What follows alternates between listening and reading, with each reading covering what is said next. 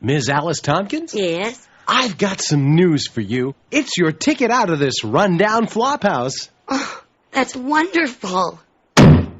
You're evicted!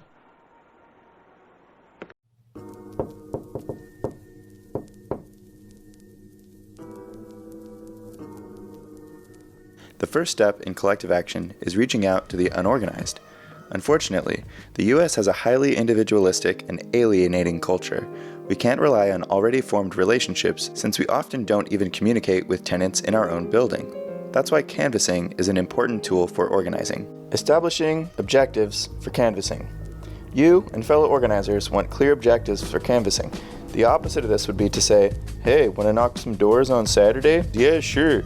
And you guys roll out of bed and you randomly knock some doors and say, hey, want to join our tenants union? Or all landlords are bastards, you should hashtag rent strike. Be strategic.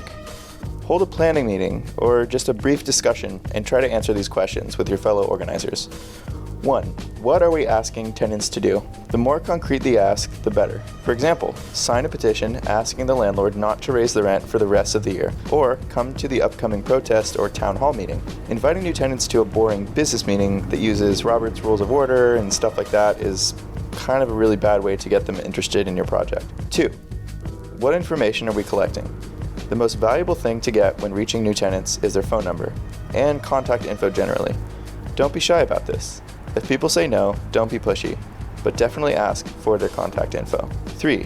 What materials should we bring? Flyers are always great to bring, maybe some tenants' rights information or something else tangibly relevant to the tenants' lives. But remember that getting a contact number is most important.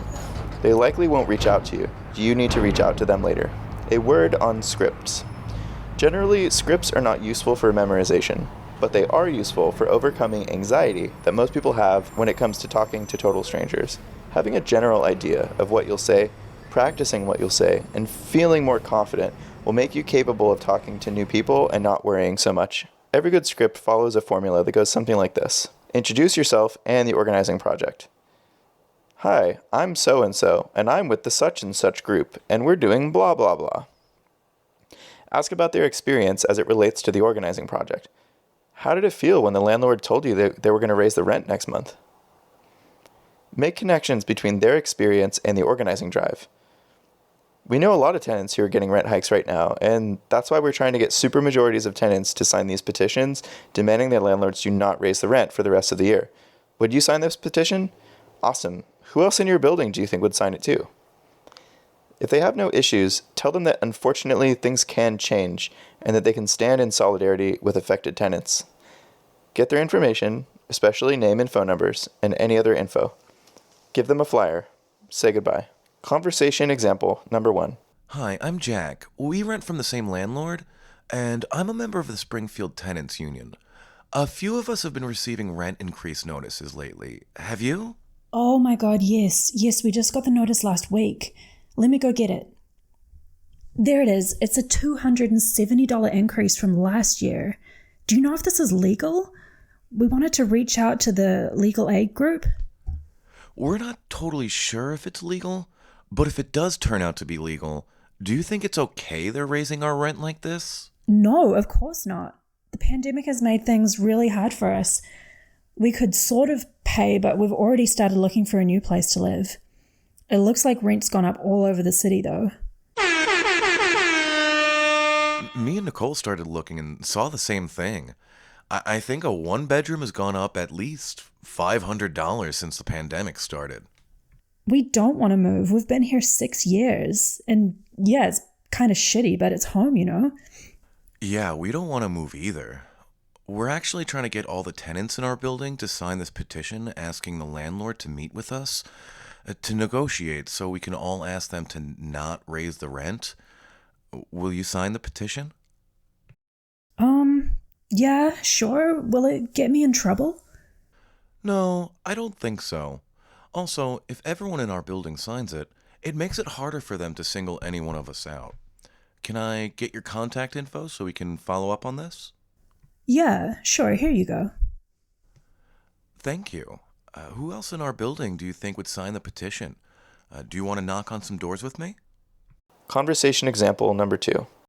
Hi, I'm Jack. We rent from the same landlord, and I'm a member of the Springfield Tenants Union. A few of us have been receiving rent increase notices lately. Have you? Hi, Jack. No, we actually haven't received anything like that. We just moved in a couple months ago. Oh, okay. Well, a lot of us have, and we're trying to get everyone in the building to sign this petition asking the landlord to not raise the rent on us. Will you sign? Let me take a look at the petition. Sorry, I don't want to get involved. Okay, no problem. I don't want to pressure you.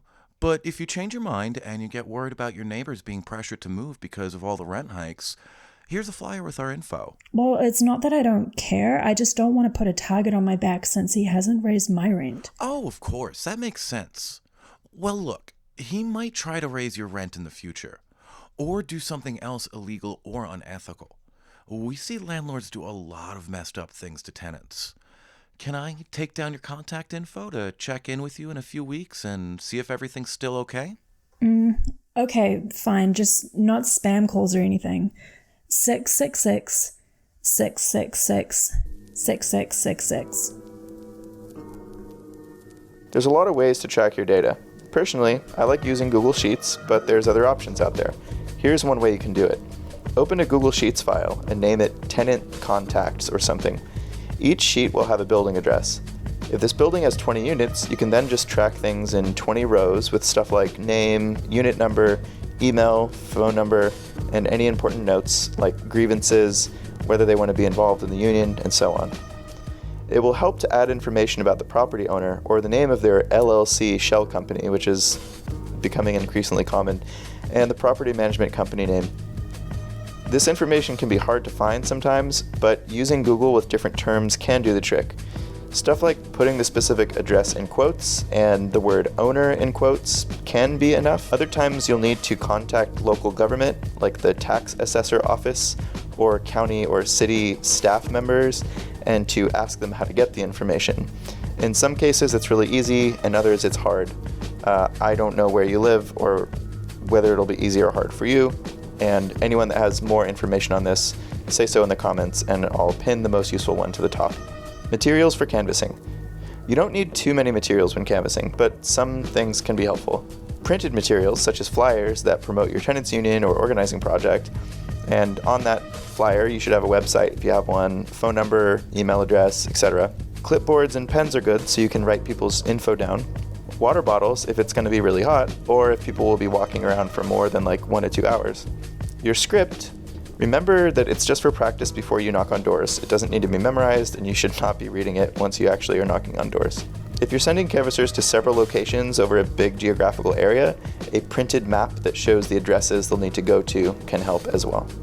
Debrief. After the canvass, have a little debrief to talk about what went well and what you could do better next time. It's extra fun if people have the energy to go grab some food or drink beer or something like that later, some kind of social time. The debrief improves the next canvass, but it also serves as a kind of bonding mechanism between organizers. And the more we're bonded together, the more solidarity we're going to have in the long term.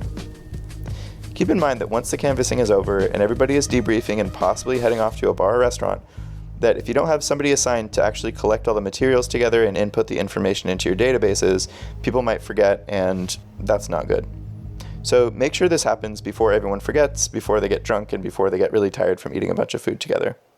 If you're not part of a tenants union or tenants-based organizing project, try reaching out to the Autonomous Tenants Union Network, or AUTUN, to see if they can help you get set up with a new union or organizing project where you live. Building a base of tenants where you live is hard work, but if you're an extremely online internet socialist who believes that clicking buttons on your computer is activism, it's time for you to get up, go outside, and start canvassing. Damn, thank you guys for continuing to support me. I haven't made anything in like 2 months.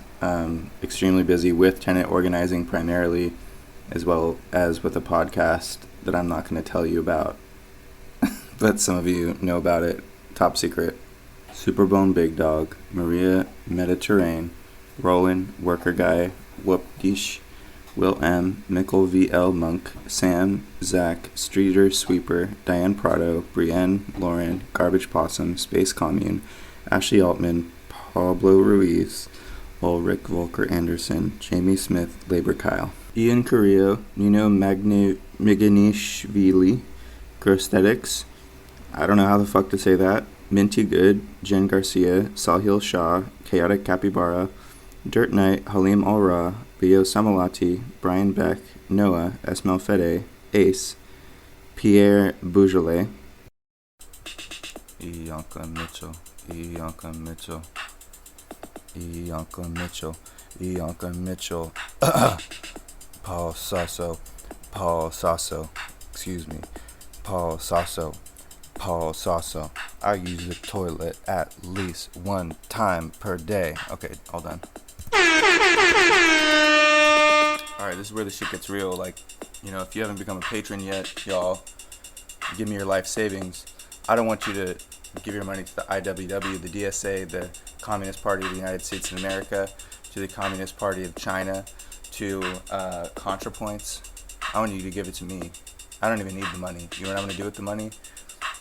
I'm going to buy the next version of Fruity Loops so these 808s don't even exist. Because Stephen Hawking was right. Al Swigart, when he's chillin', he just sharts through them pants. Then he eats some Pop-Tarts. Don't get me started. I don't use the R word. I just swerve in the car that I don't have. I got a gift of gab. I wrote this freestyle. That I always smile. Cause I'm not sad, depressed. Al Swigart, he is the best. Connor Olive, he likes to give. He's a charitable dude, and that he's always gonna live till the age of 2006. Why? Because he picks up sticks. Why? Because he's never gonna die. Why? Because he's a nice guy. Why? I don't even own a machine gun, but I like to chill with Nina. Cause my demeanor is so sick, and I'm like hee-haw, like a horse. Then I say, bitch, of course, I will pass this course. Then I will get an abortion, cause I just got so pregnant with these flows and kicking all these raps when I'm on the toilet taking a crap. Patreon.com/I don't even know. Don't give me your money, cause I will have to flow at you at the end. Cause you're not my friend. I will canvas and